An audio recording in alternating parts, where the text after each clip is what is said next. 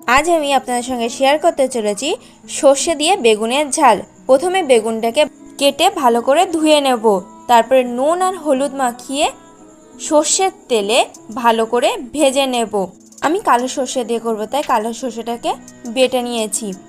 এবার এর মধ্যে স্বাদ মতো নুন, চিনি, হলুদ গুঁড়ো আর সর্ষের তেল দিয়ে পেস্টটাকে মিক্স করে নিয়েছি।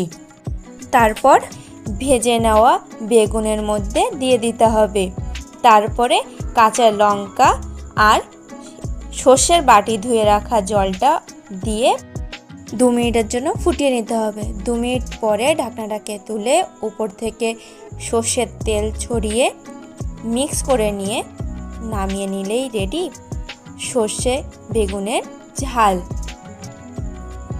এটা গরম গরম ভাতে খেতে খুব সুন্দর লাগে, একবার ট্রাই করে দেখবেন।